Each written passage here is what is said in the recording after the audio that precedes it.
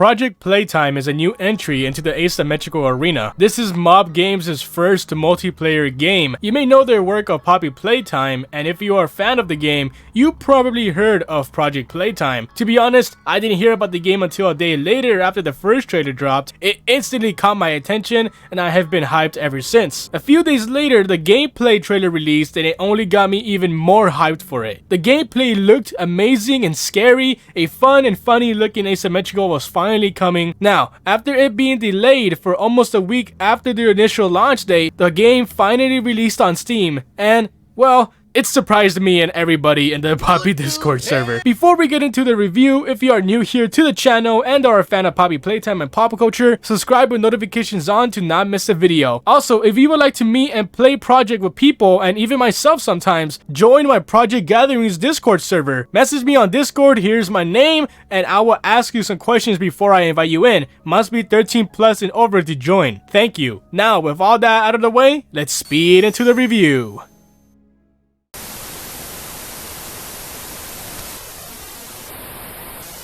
So I would like to start off with my likes for the game. After having 30.9 hours at the time I'm recording this playing the game, I have a lot to say fairly. The game is very addicting for me. It has tons of potential. It can be a very good game with enough care and help from the developers and from the community. The maps, there being only 2 for now, are pretty good and actually well designed. Visually, the monsters are fun to play as, and playing Survivor is quite the experience. The cosmetics in this game are like the best things ever. The team put a lot of time and love for them, and I respect them for actually designing most of the cosmetics to change most of the characters' appearances. Though there are some simple recolors, they don't look bad at all. The music is fantastic, especially the main menus and the endgame music that plays while escaping for the train.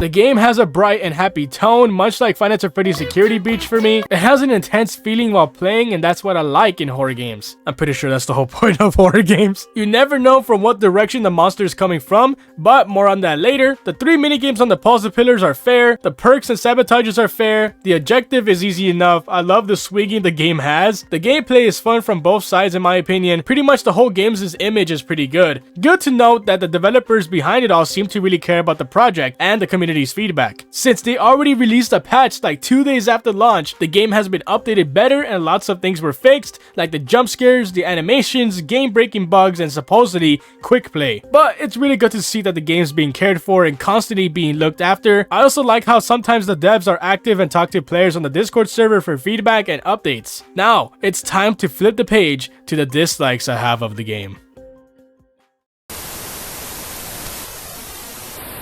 So, on December 12th, launch day, everybody started going crazy and eventually broke the game's servers. I'm not kidding, the game was not very playable at the time of launch. Very laggy servers and gameplay, people couldn't even get into a game or let alone the whole game itself. It was a hellfest trying to play, the toy box or battle pass was not working, the shop wasn't either, people got forced to pay twice as much as the original price. It was a huge disaster on the first day of launch, people got angry at Mob and it was just a very awful day. Besides the launch, the game itself had and still has tons of bugs and poor optimization. It's playable, but there's a chance you might end up running into a glitch or two, or possibly even more. The train is very buggy and it doesn't seem to have heavy collision, so you can just pop out of it and get sent straight back to the map or get a few seconds head start. You can get stuck in the floor as monsters sometimes, get lots of animation errors and bad camera views. Luckily they sent out a patch to improve the jump scares, animation, and much more, and it fixed it a bit, so the game is in a better place than earlier in the week. There's an annoying duplication glitch where you can see multiple duplications of a cosmetic piece of your inventory. The free items for the toy box weren't showing up in your inventory either. Mine got fixed, but other people still have it. Joining matches or servers doesn't work most of the time. Since the game runs on a peer-to-peer matchmaking server, it gets really annoying when the host leaves and the whole lobby gets kicked and all of your progress gets lost completely. Think I covered enough about the game's performance. Now onto the balancing between survivors and monsters. I feel like monsters are more OP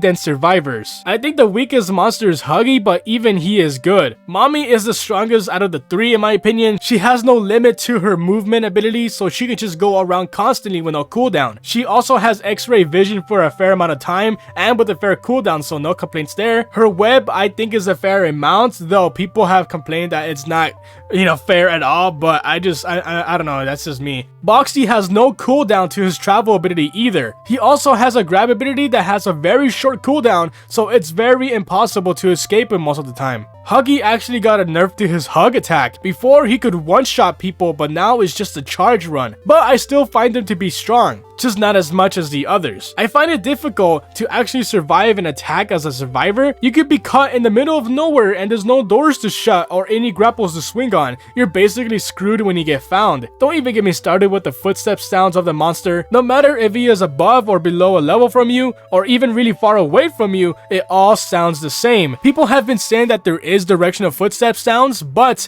it's just the lack of volume control. I hope that's just a bug. When I hear them, I start panicking and I start looking around me constantly and I can't focus on the puzzles. Maybe this was intentional, but I do hope it's not. Sometimes the audio of the game gets muted halfway the round, so I don't hear footsteps or any puzzles or anything for a few seconds. The self-revive timer when you get down as a survivor is a joke. You can never get up or wiggle off once you get picked up. It's only possible if the monster slugs everybody. Maybe making the timer go faster by 10 to 15% would be good, at least to make it reliable. That's pretty much all I have to say about the game. Despite all the bugs and poor optimization, like I said, I've been having a really good time playing it. It's a free-to-play asymmetrical, so if you haven't tried it, I recommend to try it at least once to see what you think. It's free, so what do you have to lose? So, Project Playtime Phase 1 so far is a 7 out of 10 for me. For a first attempt at making a multiplayer game, it's pretty solid at the moment. The game could have been much, much worse, but it's not terrible. I want to see this game succeed. Good job, Mob Games, for now. Dr. Doodoo. Dr. Doodoo. Dr. Doodoo.